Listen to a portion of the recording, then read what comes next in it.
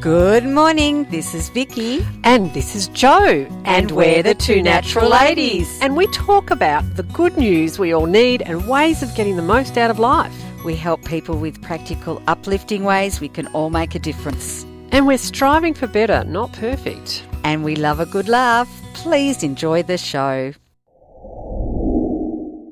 Give what you want to receive. You get the best out of most people and situations when you give the best of yourself, which is what you were talking about, actually, you know, being with that person. Start practicing the golden rule. What's the golden rule? If you want love, give love. If you want friends, be friendly. If you want money, give money. No. If you want money, provide value. It works more often than it doesn't. It really can be this simple. Okay. That's good for getting back to basics. Yes. Yes. Smile and the world smiles with you. Yes. Yes. So stop trying to be everything to everyone. Don't try to be friends with everyone. Cultivate closer relationships with fewer people. Start focusing on being everything to someone. Helping or pleasing everyone is impossible, but making one person smile can change the world. Maybe not the whole world, but their world. So narrow your focus and be yourself. Yes, we want to be everybody's friend. My brother used to have a bear, not a real one, teddy bear, and he was called Beddles, and he was everybody's friend. Yes. And that didn't work? Well, Beddles looked very beaten up, so maybe being everyone's friend didn't work for him so well either. So, but it's an interesting one, isn't it, that we want to try and please everyone. And I actually feel really bad when I choose not to, you know, okay, that's someone I'm not going to be friends with, you know, and I may have reasons or who knows. I find that very difficult to do. It's like, oh no, I should be able to work through things with everybody, but there are just some people who it's like, this doesn't work for me. This is not a good relationship, and it's probably not a good relationship for them either. I'm out of here, you know, and it's a really difficult one to work through. Often when you see people are actually at odds with each other, you do find, well, I've observed and I've heard others observe, that's often they're actually saying a similar thing. But they're somehow opposed. I think I'm talking about something quite different. I'm talking about more like that a bit like what we were talking about in the op shop, which again is more woo-woo, but actually this feeling that this is not, there's something, I'm not talking about, you know, most people I will do what I can to have it, but there are some people it's just like big warning, and part of me is like, no, I should be able to work this out. I should be able to, you know, have a good relationship with this person or help this person, whatever the situation is. But there's a point at which I've just got to go, this isn't going to work. And it's just causing me a lot of angst. And I've got to step back. Sure. Totally get it. Do what you know in your heart is right. Which is, I guess, what I was talking about too. Yes. Yeah. So stop doing immoral things, Jo. Oh, okay. Simply because you can. Oh, dear. Stop being honest. No, start. Oh, no, just stop. Stop being honest. Just go to town. We could do the opposite of all of this, couldn't we? It's opposite day. It worked for George. Cheat. George of Seinfeld. Don't be faithful. Yeah. Don't be kind. Why not? Don't do the right thing. It is less complicated. Well, I guess in some ways it is. Oh, dear. Yes, I've never watched Seinfeld, but I do know the character. I mean, I have watched occasionally, so I do know the character. I found him very annoying. Yes. Oh, well, that's who he was. Yes. But he, life started working when he did everything the opposite. But also you complicate things, yes, right? Because the tangled web and you know, there's always actions and reactions and consequences. Well, and you have to be you. Yeah. You actually, you know, like even if George was a painful person, and, yes, he was him. Yeah, and he still had friends. You know, they obviously found him annoying, but he had friends. And I think that's the thing. I actually had a discussion with someone recently who was telling me to be a certain way. or that's the way it felt to me. And she was talking about how she was, and I'm like, I can only be me. I can't be you. That's you, and that's great that that's the way you are, but I can't be that way because that's not who I am. And I'm not going to spend my life with a rule book in my hand. Oh, okay, now I've got to be like this, you know? It doesn't work.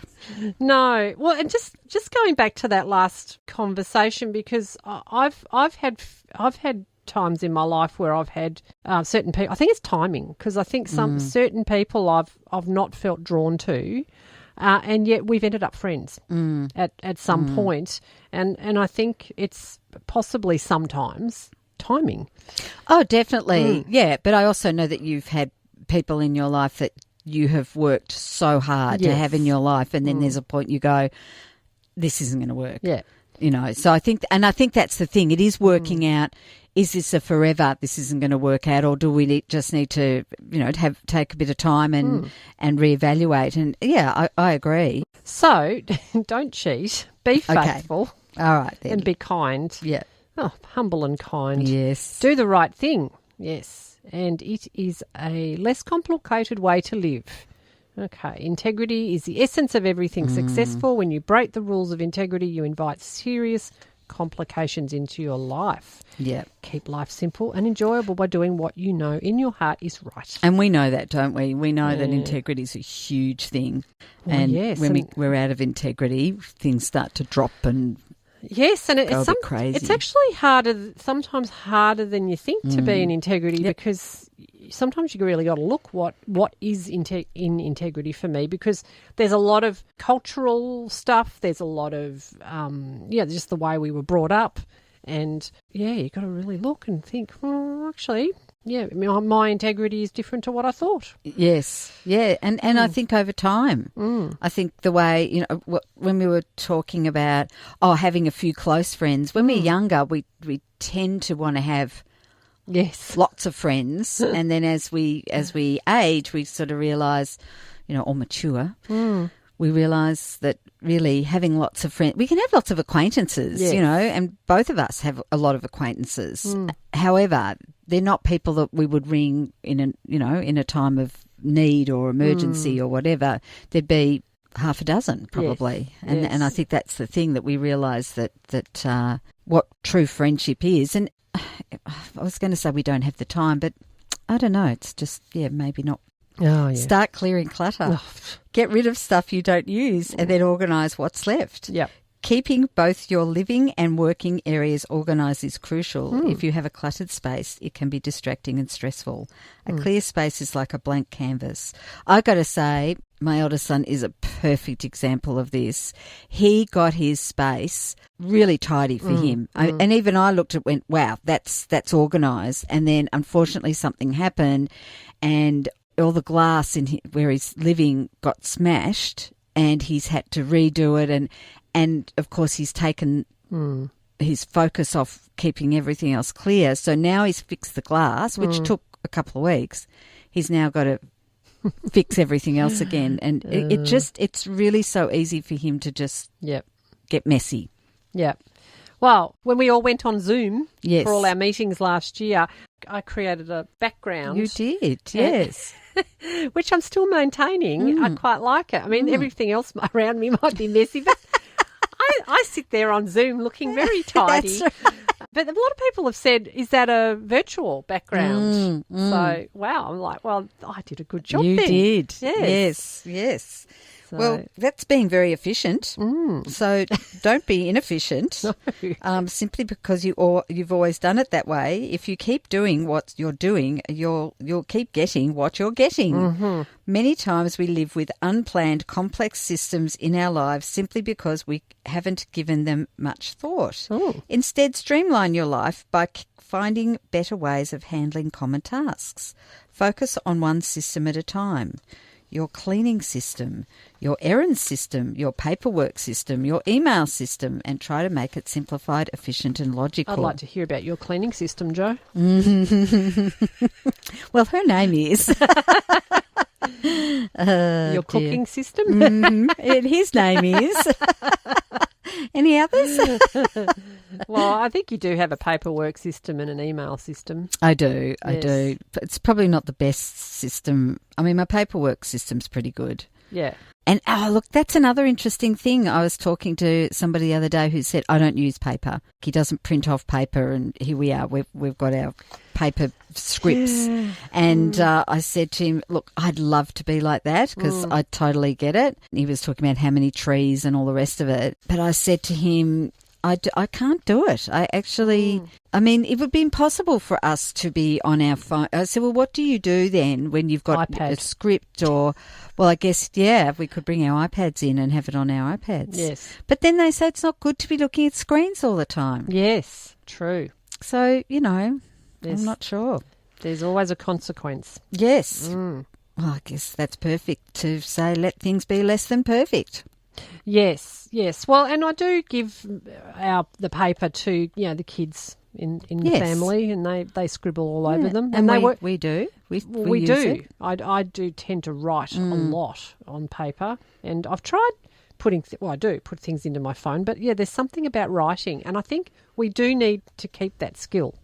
There is something about writing. You actually, I always said to the kids that when you write things down, like when they were studying, when you write things down, your brain remembers it more than it does if you just read it or type it. I think even typing it, I think there is something about the writing of it that has an effect on our brains. Yeah, and whether we're just old school, but I just find it's one less thing to think about if I'm writing, whereas if I'm typing, I've then got to find the letters. Yes. Not that I'm sitting there consciously finding them. Yeah. I am unconsciously skilled about it, but yes. I think there is something different about it. Definitely. Yeah. So smile every chance you get, but not because life has been easy, perfect, or exactly as you have anticipated, but because you choose to be happy and grateful for all the things you do have and all the problems you don't have. When you're smiling, the whole world smiles with you. When you're laughing, you must accept the fact that life is not perfect, that people are not perfect, and that you are not perfect. I do say I'm practically perfect in every way, just like Mary Poppins, and we do say that together. We are the perfect person. Yes. And that's okay. Yes, that is okay. The real world doesn't reward perfection. Okay. No, I don't think it does. And I think, what is perfection? I think that's the other thing. I think it's different for different people. That, just going to go here for a minute, but, women and men who feel like that they need to have facelifts and all of that kind of stuff, and suck out stuff out of their bodies. I could go. I'm not going to get revolting.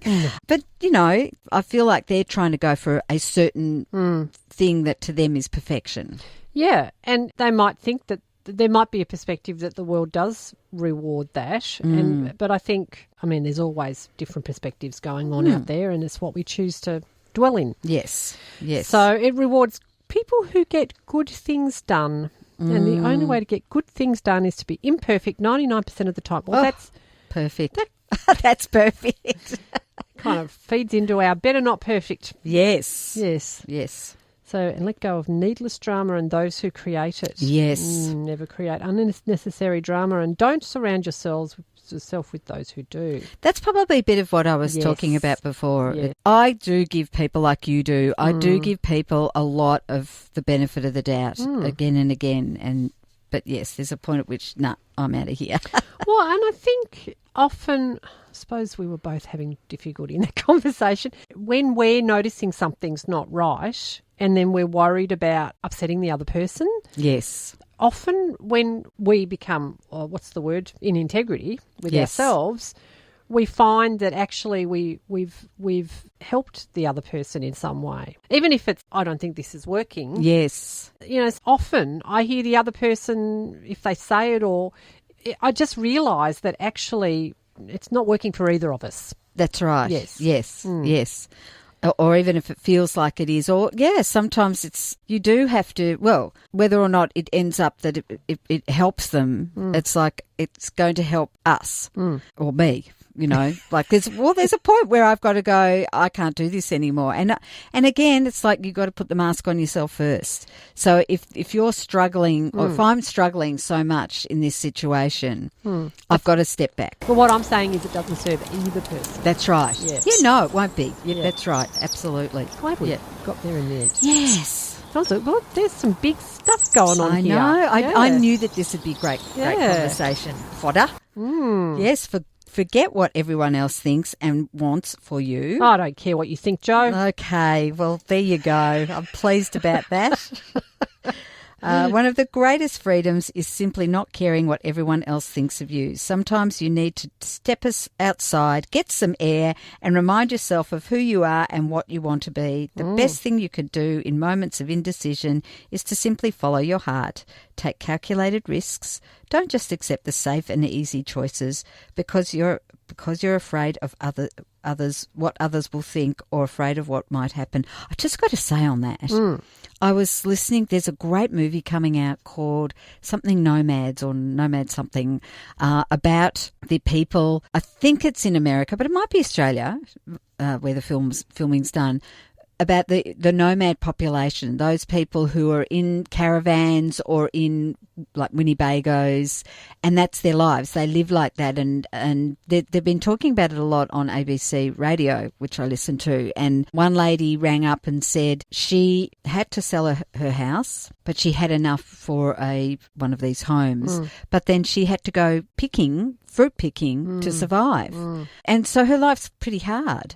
But at the same time, listening to all these people, because there were other people who were saying, I love it. This is my life. And I go here and then I'm going, oh, I'd love to do that. And I'm really finding like there's two of me at the moment. Yes. There's the me who wants to be around my family and, you know, nestle in and all of that kind of stuff. And then there's this other part of me that's like, get out there, adventure and, you know, just get in the car and drive. And yes. And at the moment I'm like, I don't know. I mean, I've heard you talk about things in the past, you know, about living, not a commune, but, you know, village life and raising your kids with other people. And I mean, I think the ideal is having a big block of land where everyone's got their own house or space, and then you've got community gardens and community, you know, a community kitchen, but you can go and have your own time. I mentioned that to my youngest son on Saturday. It was Frank's, my husband's birthday, and all the kids came over. And he said, "Oh, that just sounds fabulous," very sarcastically. I said, "But you'd have your own space." Yeah, well, you just start and I'll follow. Okay, Yes. Mum, I'll be there. Like I'm not coming here at all. Maybe in 20 years. Yes. You've been listening to the Two Natural Ladies podcast. Visit twonaturalladies.com.au for more information. Thanks for joining us.